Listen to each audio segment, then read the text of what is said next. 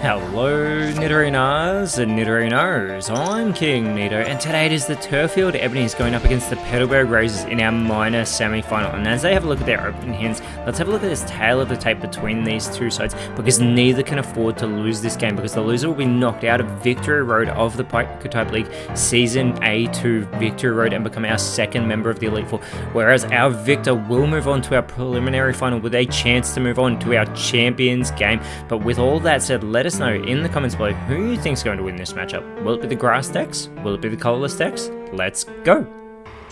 3, 2, 1, go! And going first, it is going to be that Flower Paradise deck, moving the Shaman into the active spot. They're going up against the Fast Days deck of the Petalburg Razors, who move their Cyclizar into the active spot with the Starly on the bench. And it is that Torterra in hand for the Turrfield Ebonies, but they need that Turtwig and the Grottle, and they do pull their second Torterra. However, they immediately play the Pokemon Communication. They're going to send one of these two Torterra back into the deck, hoping to get something useful back out, and they do get the Grottle, but they still need that Turtwig, hoping they can pull a Pokeball in one of these coming turns so they can quickly get it out of there. But it is the Chatot being pulled for the Petalburg Razors. They immediately get that onto the bench, and we can see the Staraptor and the Wigglytuff plus the barrier in hand, but Cyclizar with this over acceleration doing 20 damage only requires 1 energy, but in every coming turn it will do, or in every consecutive turn, sorry, it does 40 damage, as there's the Turtwig being pulled for the Turrfield Ebonies. Now, that Shaman with that Fragrant Flower Garden ability, it can restore 10 health from any Pokemon on their side that have taken damage, and already it has lost half its health and it is in discard range of that Cyclizar, so they are going to use that Fragrant Flower Garden whilst also getting an energy onto the Turtwig. That is their choice in who they're setting up here. As it comes back over to the Razors, they get a Pokeball. They are going to play that immediately. Guaranteed a basic Pokemon out of their deck. They get the second Chatot here. The Chatot only requiring 1 energy. They know Staraptor requires 3, so they're going to start setting up the Starly here and continue with this over acceleration. 40 damage onto the Shaman, 10 health remaining. Unfortunately for the Razors, it's not an additional 20 every time. This is not some kind of sweets relay. As the Ebonies do play the Pokeball, they do get a Morotom. Having just pulled that Pokeball, they are going to move the Morotom onto the bench, but they're continuing to set up the Turtwig, and they're getting the Grottle now online. They're going to play the speed as well. They don't want to drop an early point. They've just had a clean sweep defeat that moved them into this minor semi-final after our qualifying final that they participated in. They did have that second chance, whereas for the Petalburg Razors, they are trying to run the gauntlet, and unlike most seasons, most parts of the season, that regulation season where it's a best of 3 match, for this you need all 3 decks to win so that you can move on inside Victory Road. The Razors, having just pulled the Staravia, get that online. They know they can get a Staraptor online in the next turn, and that over acceleration, 40 damage onto that Morotom, immediately halving its health as it comes back over to the Ebonies, who pull their second Morotom. And they think of getting it onto the bench, as well as the Grottle gets its 3rd energy. They haven't got the Torterra online just yet, but there is that Fragrant Flower Garden once again coming into play. And here it is, the Torterra has entered the match with that Frenzy Plant that does 150 damage. It can wipe out any Pokemon on the side of the Petalburg Razors in one fell swing of that Frenzy Plant. The X-Speed being pulled for the Petalburg Razors here. The catch with that Frenzy Plant though is that it cannot be used in consecutive turns, and there's a 3rd energy onto the Staravia here.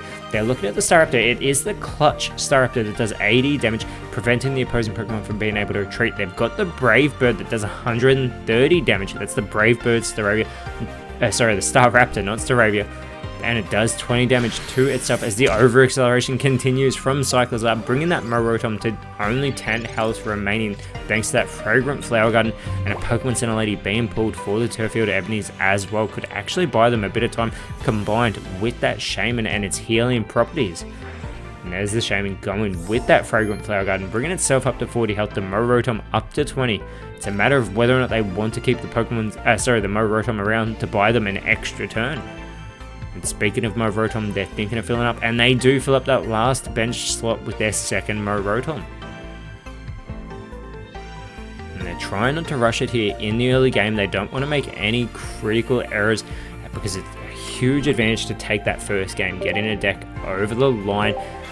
because then you only need 2 more after that, but it is now the Jigglypuff being pulled for the Petalburg Razors. They immediately get that on the bench. They know they want a Wigglytuff online because it also has its own healing properties. With that Comforting Song, it can heal 20 damage from an active Pokemon, but there's the over acceleration again from Cyclizar, and this Fast Days deck does take 0.1 in our first game here of this minor semi-final. But there it is, the Torterra being moved into the active spot, the Grottle being pulled from the deck. They're not worried about that though, they're just going to set up this Frenzy Plant, but before they do, they also go with the Fragrant Flower Garden, knowing it's useful to restore the health of that Shaman. Here is the Frenzy Plant. It is going to wipe this Cyclizar off the board, moving it into the discard pile, and immediately the Turrfield Ebonies and this Flower Paradise deck do get a point back over the Petalburg Razors.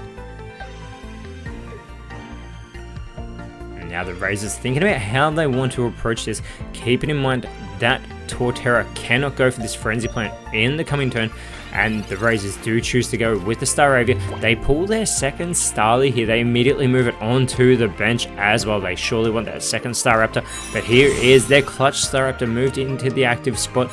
They also move the Wigglytuff online. They get an energy onto the Starly, trying to set it up early here, and here is the clutch onto the Torterra. 80 damage, immediately halving its health, but that won't be enough. It can't retreat. I'm not sure they want to retreat it with that 4 energy retreat cost after having set it up, but they've got the Pokemon Center Lady that they are going to play. Also, they've got the Fragrant Flower Garden, so there's 30 health being restored for the Torterra. The Fragrant Flower Garden going to restore an additional 10 from the Shaman and the Torterra as well. The Torterra is already back up to 120, halving the effects of that clutch from the Staraptor on the previous turn.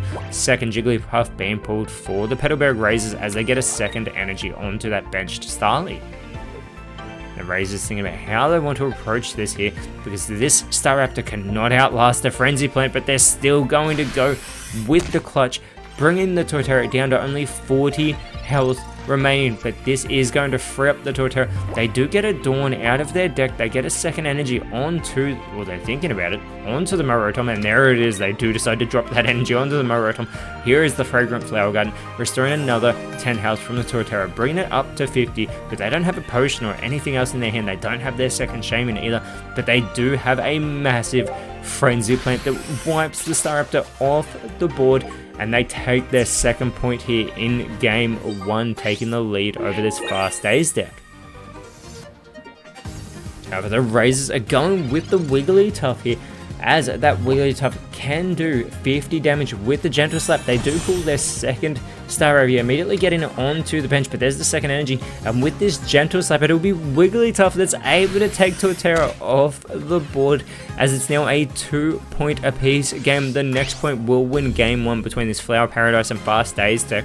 The Ebony's thinking about who they want to move into the active spot, and they're going with the Morotom. It has that energy cut off. It only does 30 damage as they pull the X-Speed, but they flip a coin. If heads, they can discard an energy from Wigglytuff here. That could be crucial. There's the energy cut off, 30 damage, chipping away at the Wigglytuff. They do flip the coin, and they get the heads as well. Wigglytuff is going to lose one of those 2 grass energies that are attached to it, and the Razors do pull their second barrier. They immediately get that energy back onto the Wigglytuff. With this Comforting Song, it offsets 20 of the 30 damage that the Wigglytuff just took as well, and with this Gentle Slap, it will bring the Morotom down to only 30 health remain. So it looks like things are in the Razors' favor at the moment, but the Ebonies, they're going to pull their Professor's Research. They can get an additional 2 cards out of their deck. This could change things. They get the Turtwig, they get the second Shaman, and they've already got the second Grottle and Torterra in hand. They immediately get the Turtwig onto the bench. They get the second Shaman onto the bench. These are crucial moments here for the Turrfield Ebonies, because they can restore 20 health from this Morotom. It won't take it out of discard range from the Wigglytuff, but it is a 1 energy retreat cost for the Morotom. They've also got an X-Speed in hand, so things could swing back to the Ebony's way. They are going to retreat the Morotom. They move the Shaman with 2 energy into the active spot, and with this flop, they get 30 damage onto the Wigglytuff. Again, it will be able to offset 20 of that 30 damage, but the Razors have pulled the Brave Bird Staraptor, and things are not looking good for this Shaman in the active spot. The Wigglytuff is retreated, and the Brave Bird 130 damage to wipe the Shaman off the board, and the Fast Days deck will take game 1 over the Turrfield Ebonies. And as we have our first table reset, if you're enjoying what you're seeing, make sure to leave a like, share, and more importantly, subscribe so you don't miss out on any of the action from the PokeType League TCG, especially whilst we're here in Victory Road. The Ebonies will be going first in our game 2 with their Pollen Puff deck, going up against the Hall of Origin deck of the Razors, who move their Porygon into the active spot. It's the Combi for the Ebonies in their active spot, the Bidoof on the bench for the Razors as well. And the Razors, with this Hall of Origin deck, have already got the full Porygon and the full Bidoof line. As the Ebonies go in first, they pull their second Combi and they've got a Pokeball in hand. We can see the Cherrim and the Blossom plus the Team Rocket Grunt, and there is the Cherubi that they're able to pull thanks to that Pokeball. They get the second Combi onto the bench as well as that Cherubi, but they do send it back over to the Razors, who pull their second Bibarel. Bibarel? I say Bibarel. What do you say? As it is the first energy onto the Porygon so that it can go with that beam, 20 damage onto the Combi, but it comes back over to the Ebonies. They pull the Gloom, but they don't have an Oddish in hand just yet. They can get this Cherrim online if they so choose. They're going to decide to get the energy onto the Combi. It can go for the Bug Bite. Will do 20 damage. Unbeknownst to them, there is a Porygon 2 in hand of this Hall of Origin deck. They pull the Pokeball though, so they're guaranteed to get another basic Pokemon into their hand, and it will be the Regigigas that the Petalburg Razors are able to get. And here it is, the Porygon 2 online. Now it only requires 1 energy, but the Porygon Z does require 3, so they do get a second energy onto the Porygon 2 whilst it goes for the Sharpen. 30 damage to wipe this Combi off the board. They take the quick point here in game 2, taking that early lead over this Pollen Puff deck, as it is going to be the Cherrim moved into the active spot for the Ebonies. They pull their second Blossom, but still no Oddish. They're going to play the Team Rocket Grunt though. They want to get the energies off of this Porygon 2, but they get a Tails immediately, so that cuts out the coin flips and there'll be no energy removed from the Porygon 2 as they get the Cherrim online. Now Cherrim with this Worry Seed only requires 1 energy.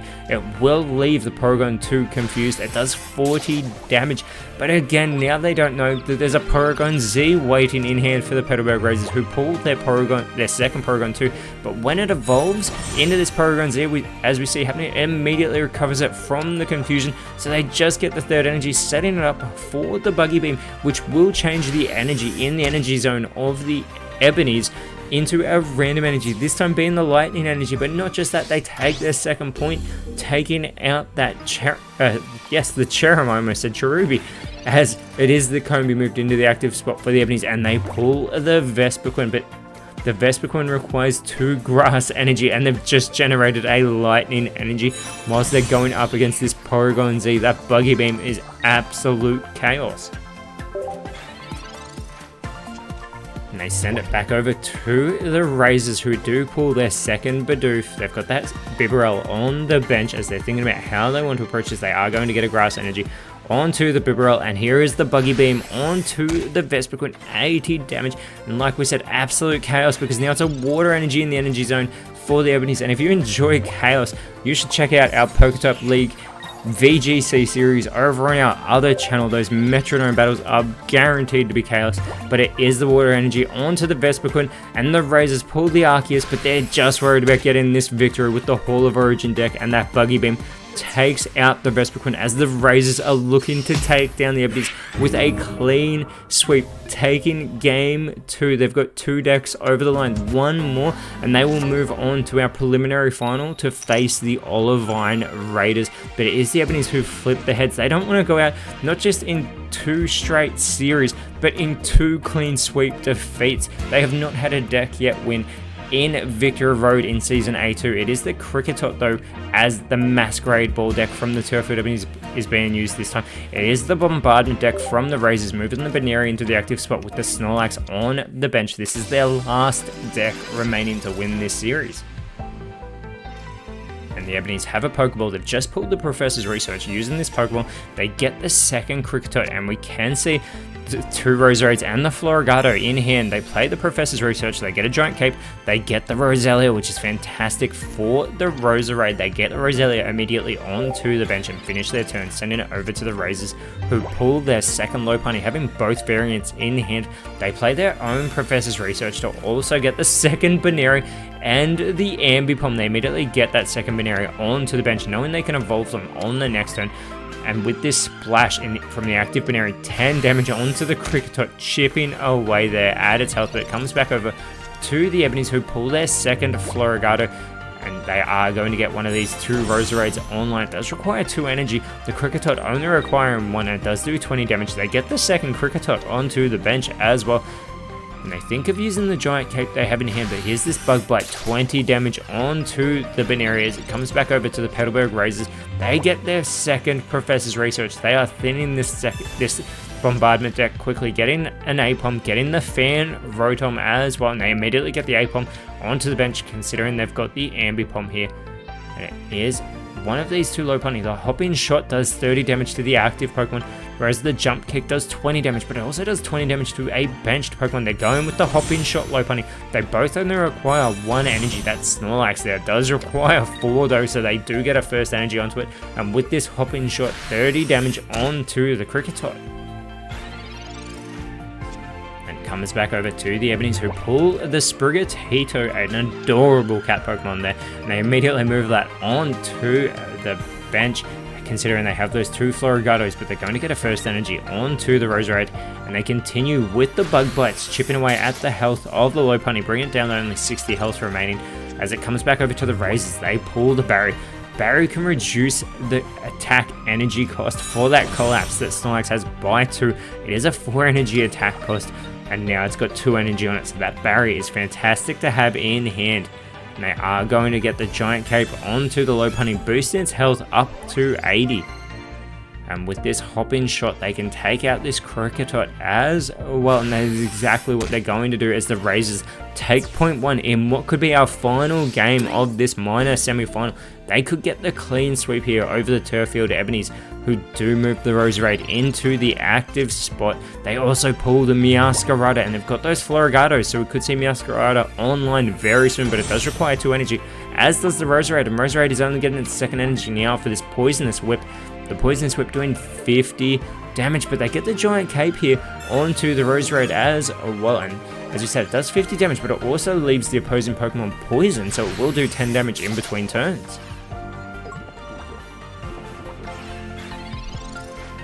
Lopunny being left with only 20 health remaining, it comes back over to the Razors, who do pull the Apom here. They get a 3rd energy now onto the Snorlax. They're thinking about how they want to approach this. And they are going to go with the Hopping Shot onto the Roserade, bringing it down to 90 health. They're willing to lose the Lopunny. They're willing to drop a point here. They know they can play a little bit riskier, but they don't want to play so risky that they lose 3 straight games to the Turrfield Ebonies. There is the Meowscarada coming online. Roserade, 90 health remaining with this Poisonous Whip. It wipes the Lopunny off the board, and they take their own point here in Game 3. They are trying to bring not just this game back, but the entire series so they can move on to the preliminary final. It is the Snorlax though moved into the active spot. Now the catch with this Collapse, it does 100 damage, which means Roserade is not safe from being squished, but Snorlax will fall asleep immediately. That is guaranteed to happen. So there's the Collapse. They wipe the Roserade off the board. The Razors are 1 point away from clean sweeping this entire series here, but they need Snorlax to wake up. The Turrfield Ebonies choosing to move the Meowscarada into the active spot, and the Razors flip a tail, so Snorlax is going to stay asleep for the time being. It comes back over to the Ebonies, who pull a Kricketune. They've already got the Kricketot on the bench. It also requires 2 energy now that it's online, but there's the Meowscarada getting its second energy, the second Sprigatito on the bench, and the Fighting Claws. They are going to start chipping away at the health of the Snorlax as the Razors go for another coin flip.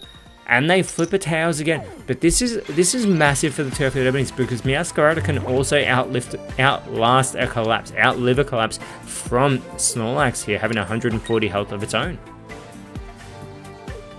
And the Razors pulling their second Apom, immediately move it onto the bench as they've got that second Ambipom in hand, and the Snorlax remains asleep as they're getting the energy onto one of their Apom. It is the second Roselia being pulled for the Ebonies. And there is the Florigado coming online as well. But they're going to get a first energy onto the Roselia, knowing they have the Roserade. It is the Fighting Claws from the Meowscarada, bringing the Snorlax down to only 20 health now, and the Razors flip another tail. Snorlax is still asleep. This is what the Ebonies need. There's the Rocky Helmet for the Razors. They immediately get that onto the Snorlax. They want some recoil damage onto the Meowscarada. They get the second Apom online. They cannot retreat the Snorlax whilst it has that status condition.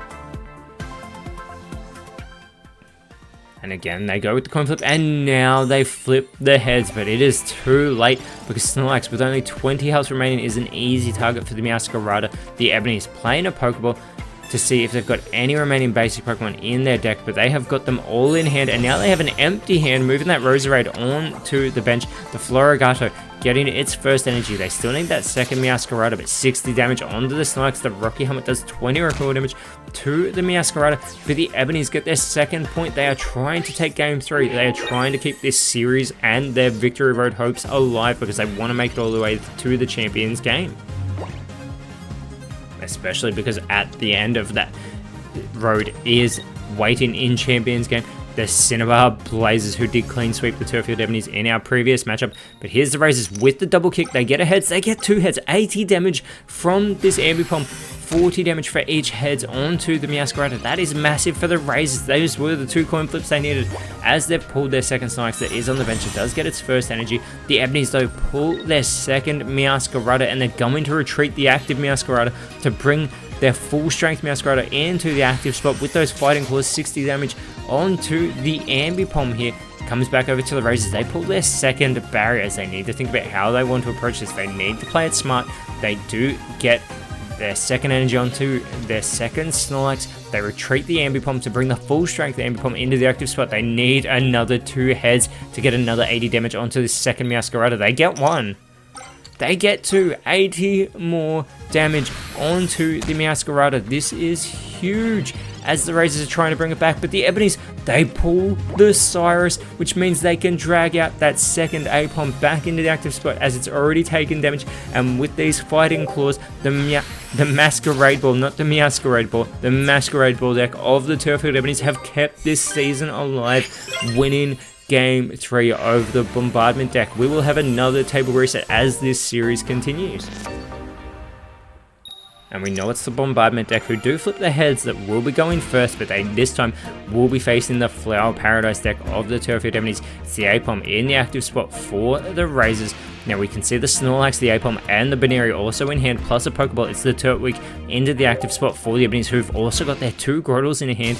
We can see the Pokeball and the Pokemon Center Lady, but here we go for game 4 as the Professor's Research is pulled for the Razors as well. They're going to start thinning this deck quickly. They get a Baneri, so they've got both Baneris in hand as well, and now they play the Professor's Research to get another 2 cards. They get the Lopunny, and they get the Fan Rotom into their hand. Going through their hand right now, they can fill up this bench already. They go with one of the Baneris, they go with the Snorlax. They still have that 3rd bench slot remaining, but they do end their turn here, giving themselves options as it comes over to the Ebonies. They pull the Morotom, they're going to play the Pokeball, they're going to get another basic Pokemon, being another Morotom as well. They do get an energy onto the Turtwig, but it does require 2, so it comes back over to the Razors. Unfortunately for them, they can set up most of their Pokemon with a single energy outside of that Snorlax, and the Fan Rotom does require 2, but the Apom getting its first energy. They don't have an Ambipom in hand though to try and go for more double kicks, so instead it's just the Tail Jab, 20 damage onto the Turtwig, but now that Rocky Helmet is on Apom. But the Ebonies have pulled the Torterra. They're going to get the Grottle on line. Again though, that Torterra requires 4 energy, so it will take a few more turns as they only just got a second energy onto the Grottle. It comes back over to the Razors. They pull another Professor's Research. This deck is getting thinned extremely fast. They get a Barry, they get a Fan Rotom. We've already mentioned what those barriers can do to reduce the attack cost for the Snorlax, who gets its first energy. Now looking through their hand in case they want to get a Lopunny online as they continue with these tail jabs, jabbing away at the health there of Grottle as it comes back over to the Turrfield Ebonies. They do pull an X-Speed, they're going to play the Pokemon Center Lady. And that does restore 30 health from the Grottle as they get a 3rd energy. This Razor Leaf does do 60 damage. Apom only has 60 health, and with that the Ebonies and this Flower Paradise deck are going to take the first point here in Game 4. They're trying to take it to a Game 5 to bring back this entire series. But the Razors, they don't want to win the first 2 games and then lose the entire series in 3 straight games like that. as they are going to pull the Team Rocket Grunt. They've just moved the Snorlax into the active spot, and they only need one more energy onto the Snorlax before they can use this barrier and go for the collapse, which is huge because they can completely throw off the Ebony's plans to get that Torterra online. They get the second energy onto the Snorlax, they play the barrier, and the collapse, 100 damage onto the Grottle. It is wiped off the board into the discard pile, but again, the Snorlax is asleep, and for how long, we don't know. That coin flip will determine. And the Ebonies can only move the Rotom into the active spot. The Razors flip a tails, and Snorlax remains asleep. Now the Ebonies pull their second Torterra. They need their second Turtwig though, because they've already got a Torterra plus a second Grottle in hand. The Rotom getting its first energy. And there is the heads being flipped by the Petalburg Razors to get the Snorlax awake. They do pull the Giant Cape as well. They get a third energy onto the Snorlax. They're going to play the Team Rocket Grunt. They want to try and get the energy off of the Rotom, and they're successful. They flip 2 heads in a row just for good measure, getting that 1 energy off of the Rotom, which will prevent it from being able to go on the offense in the next turn. It is the second Baneri moved onto the bench. The Lopunny's moved onto the bench as well. The Razors are feeling good right now. And the Ebonies do pull their second X-Speed, having both of them in hand. They decide to get an energy onto the benched Rotom now, as the Petalburg Razors do pull the Ember Pump, immediately getting that online. They've got those 2 Fan Rotoms in hand as well, but it is going to be another collapse from the Snorlax, another 100 damage, and another point. They are 1 point away from winning this series, wiping that Rotom off the board. The Ebonies need to pull this back drastically and get this Snorlax off the board. And the Razors flip a tail, so Snorlax is going to remain asleep, as it is the Shaman now pulled for the Turrfield Ebonies. Neither the Rotom nor the Shaman can outlast a hit from the Snorlax, but with this energy cutoff, they could start getting energies off this Snorlax whilst it's asleep. 30 damage, they need to start getting the energies off. They flip a coin, they flip a tails themselves, so Snorlax still has 4 energy on it, and the Razors now with a coin flip, they also flip a tails, so Snorlax will remain asleep. Now the Razors pull their barrier, but is the Amber Bomb getting an energy? There's not much else they can do because they can't retreat Snorlax whilst it's asleep, so they are going to end their turn. And they go for another coin flip, and now they flip the heads. This is exactly what they need. It's a matter of time because the Ebonies pull the Turtwig, but they don't need the Turtwig. Now they needed it turns ago so they could start setting up the Torterra. The Rotom can only try and hope to get an energy off of the Snorlax. There's 30 damage, but even if they do flip a heads, which they do, the Razors can immediately get an energy straight back onto the Snorlax as they pull the second Snorlax, and they can go for the collapse to take the Turrfield Ebonies out of Victory Road in straight series, having lost both games that they've had inside of Victory Road. And with that, the Petalburg Razors continue to run the gauntlet through Victory Road, and in our next game, our preliminary final, they will be facing the Olivine Raiders with a chance to move on to our Champions game to face the Cinnabar Blazers. But with that said, Nidorinas and Nidorinos, thank you so much for watching. Let us know in the comments below what you thought the best card was. And if you enjoyed what you saw, please leave a like, share, subscribe, but more importantly, always remember, send thanks, and I'll see you when you see me.